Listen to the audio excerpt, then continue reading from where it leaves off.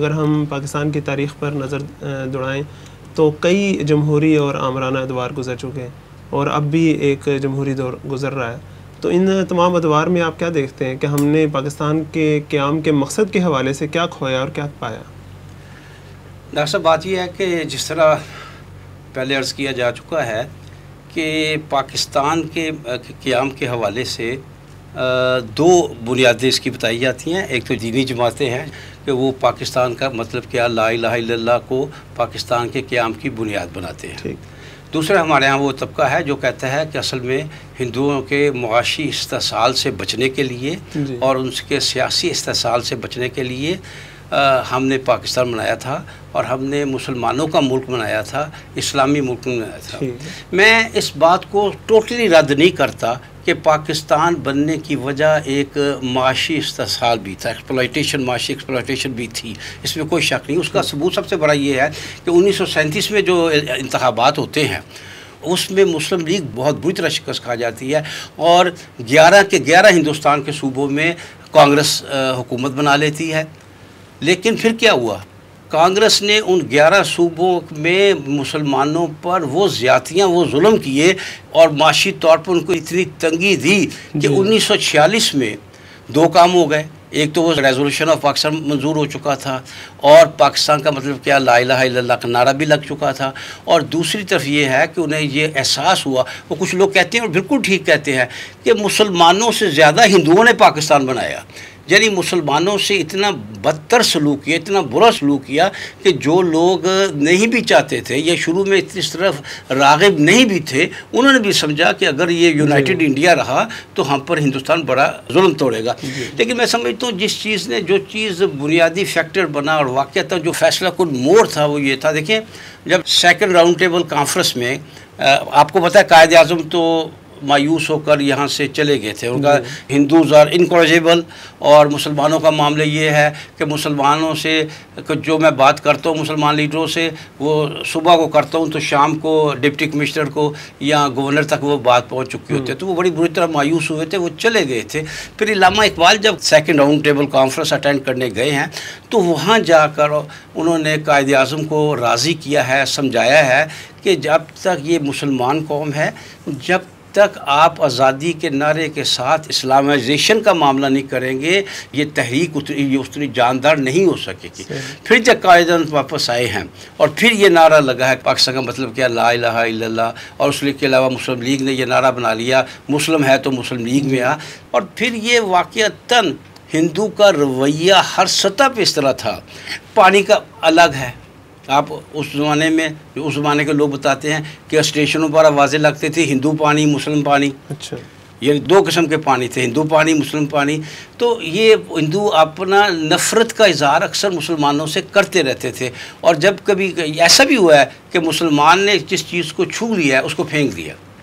इस रवैये ने पाकिस्तान बनाया और अब उनके इस नेगेटिव रवैये का भी फ़ायदा हुआ है। बिल्कुल फ़ायदा हुआ और पाकिस्तान जो बनने में मदद मिली, मुसलमानों को मुसलमान मुतहर्रिक हुए, तहर्रुक पैदा हुआ मुसलमानों में, जज्बा पैदा हुआ, और वो उन्होंने उस आज़ादी को हासिल कर उन्होंने समझ लिया कि हम अंग्रेज़ों की ग़ुलामी से निकल कर कहीं हिंदुओं की ग़ुलामी में न चले जाए। अब सवाल ये पैदा होता है कि क्यों हम उस तरफ नहीं बढ़ सके। देखिए, एक था पाकिस्तान का बनाना, उसके लिए इतना ही काफ़ी था, ये मुसलमान है और ये गैर मुस्लिम है। मुसलमान जो है मुस्लिम लीग को वोट दे रहा है, उसके लिए किसी करदार की ज़रूरत नहीं थी कि नेक करदार हो, शरीफ हो, दयानतदार हो। अब जब पाकिस्तान बन गया तो अब पाकिस्तान जिस बुनियाद पे बना था वो तो इस्लाम थी, और इस्लाम तो अदल का मज़हब है, इस्लाम तो दयानत का नाम है, इस्लाम तो हया का नाम है, इस्लाम तो इंसाफ का नाम है, इस्लाम तो दूसरे के साथ वो रवैया इख्तियार करने का नाम है जो आप खुद अपने आप से चाहते हैं। लिहाजा उसका नतीजा क्या निकला कि ऐसा नहीं हो सका। हमारी अफसरशाही भी वही रही, अफसरान भी वही रहे और अहकामात भी आते रहे, और बदकिस्मती सबसे बड़ी ये हुई कि कायद-ए-आज़म पार्टीशन के फ़ौरन बाद इस तरह के बीमार पड़े कि वो कोई एक्टिव रोल अदा नहीं कर सकते थे। और मुस्लिम लीग का मामला ये था कभी हवाला दिया खालिद महमूद साहब ने करारदाद मकासद का, तो करारदाद मकासद के पास होने पर हमारे कुछ शुरफा ने, पार्लियामेंट के शुरफा ने यह कहा था आज दुनिया के सामने हमारा सर शर्म से झुक गया है। ऐसे भी लोग थे, तो वो मुस्लिम लीग को दूसरी तरफ ले जाना चाहते थे। लेकिन ये कि वाक़तन मैं समझता हूँ लियाकत अली ख़ान ने इस हवाले से मुखलसाना कोशिश की। फिर उलमा ने जो 22 उलमा ने जो 31 नुकात पेश किए, उन्होंने बड़ी रहनुमाई की इस्लाम की तरफ। सही मानों सही मानों में पाकिस्तान के हुक्मरानों पर उन्होंने हुज्जत कायम कर दी कि अब तुम्हारा पाकिस्तान का इस्लामाइजेशन, पाकिस्तान को एक इस्लामी रियासत ना बनाना जो है अब तुम्हारे लिए एक बहुत बड़ा जुर्म बन जाएगा। लेकिन वो यही वाक़तन लियाकत अली ख़ान के शहीद होने के बाद हमारी वो गाड़ी जो नज़रिया पाकिस्तान पर चल रही थी उसको रिवर्स गियर लग गया। बाकायदा ये नहीं कि वो रुक गई, बाकायदा रिवर्स गियर लग गया। हम सेकुलरिज्म की राह पर चल रहे। तो मैं ये कहूँगा कि इस वक्त प्रैक्टिकली एक बात है तहरीरी, एक बात है नज़री, एक बात है प्रैक्टिकली अमली तौर पर हम सेकुलर हैं। बावजूद इसके, इसमें कोई शक नहीं, मानियात है, अल्लाह को मानते हैं, अल्लाह के रसूल को मानते हैं, लेकिन जो काम जिस तरह काम जिस अंदाज में हो रहे हैं तो वो सेकुलरिज्म की तरफ एक रुख नज़र आता है। तो लिहाजा जब हम अपनी बुनियाद से हटकर अगर कोई तामीर करते हैं तो ऐसी तामीर जो बुनियाद से हटकर कोई बिल्डिंग, कोई इमारत बनाई जाएगी तो वो कभी कोई मजबूत और मुस्तहकम इमारत नहीं होगी।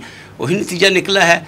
हवा के थपेरे जो हैं वो कभी हमें इधर ले जाते हैं, कभी इधर ले जाते हैं। हमारा कोई मजबूत स्टैंड नहीं है। इसी वजह से नहीं है कि हम अपनी असल बुनियाद को छोड़ चुके हैं।